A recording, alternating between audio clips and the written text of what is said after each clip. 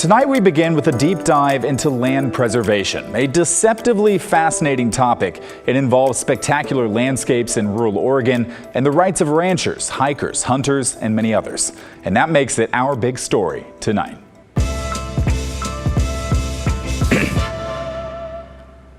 The land we're talking about is in deep southeast Oregon, the Owyhee Canyons. It's about a 6-hour drive from Portland, and many consider it magical. It's one of the largest sections of undeveloped land in the lower 48 states. For the past 5 years, Oregon Senators Ron Wyden and Jeff Merkley have tried to pass a law protecting it, but so far they've failed, which is why Governor Tina Kotek recently asked President Biden to declare the site a national monument. And that request from the governor made some people, including the congressman who represents the area, unhappy. Pat Doris explains.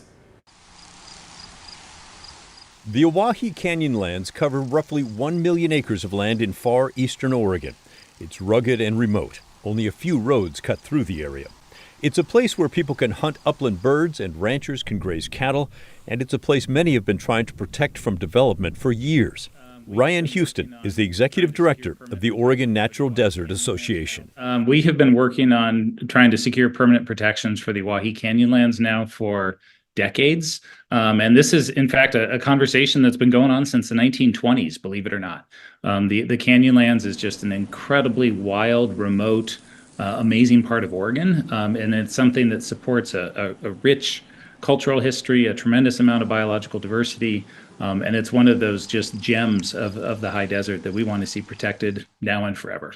And he adds that the term protection does not mean sealed off from what's happening there now. What we mean protect is that there is a tremendous amount of pressure from industrial development and mining in the Owyhee Canyonlands and in the surrounding area. And so when we say protect, what we ultimately mean is for the Owyhee, the protected designated portions of the Owyhee Canyonlands to be off limits to mining and industrial development. And what that protects is it protects intact wildlife habitat.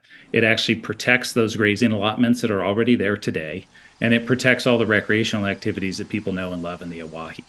What it also does is the additional focused attention on management, whether it's legislative or through the Biden administration as a monument, that additional focused attention on management improves the BLM's ability to manage recreation and the increasing amount of recreational use that is happening in the Owyhee so that it is better stewarded and managed as people continue coming to that region. The possibility of a monument.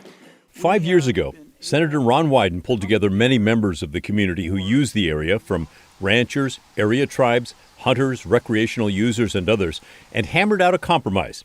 He put it into this bill. The most recent was introduced in Congress in 2023.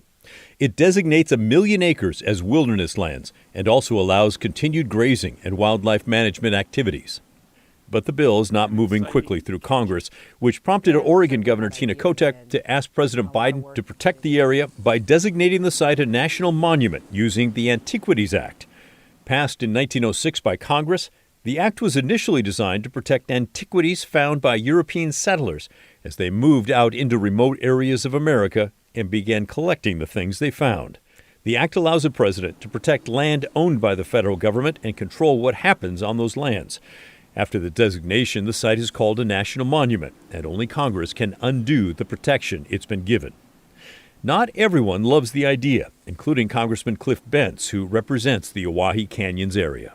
And the other thing that needs to be understood is that those of us that live there are extremely concerned about the condition and protection of the land and the animals and the flora and the fauna that's down there.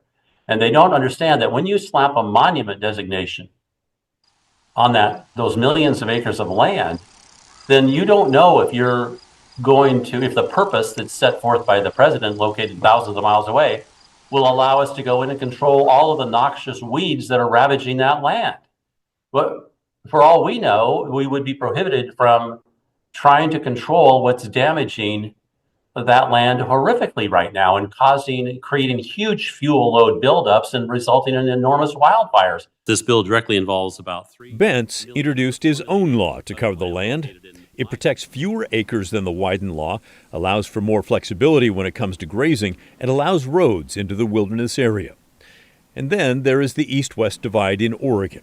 Bentz wonders why folks in the cities are telling people on the east side of Oregon how to take care of the land. And so we're not going to show up there in Portland and tell people how to do their business. Why in the world would the governor or the president want to slap something down on us without asking, without knowing? But Ryan Houston from the Oregon Natural Desert Association says the congressman has that wrong. You know, if the congressman calls Ontario the big city, then maybe that's true. But we see support for protecting the Owyhee, including the National Monument, from groups like the Ontario Chamber of Commerce, the Eastern Oregon Visitors Association, the mayor of Ontario, city councilors in Ontario, the mayor of the small town of Vail, and a tremendous number of businesses there in Malheur County. And so, yes, the Owyhee is an icon of national importance, and people from across the country care about protecting this place. But we also see a tremendous amount of local support. And Pat Doris joins me now. Hey, Pat, I know they were calm in the story there, but this can be a contentious topic. Emotions run high, right? Oh, they can take off in a heartbeat. In fact, in mid-November, November 19th, there was a hearing on Cliff Bentz's bill back in Washington, D.C., and the environmental folks went back to testify about it, and it got a little tense. Listen to this.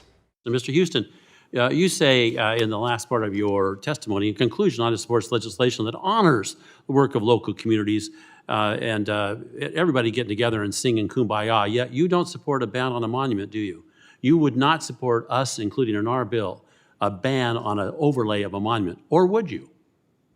Thank you, Congressman. I appreciate the question. When we sat down at the table, Forgive me, I don't have an hour and a half. I have like 2 minutes. It's just a yes or no will do. Please. So we haven't discussed a monument at the table as we've sat down together and talked about these issues. So you don't know. You might support a ban on a monument. My organization would not support a ban on a monument. That's what I wanted to hear. So it will be interesting to see if the president gives them that national monument designation. I mean, he hasn't yet, but then again, the clock's ticking as he gets closer to turning this over to the Trump administration. He might be thinking about it. Interesting. Something to look for. Thank you, Pat. You bet.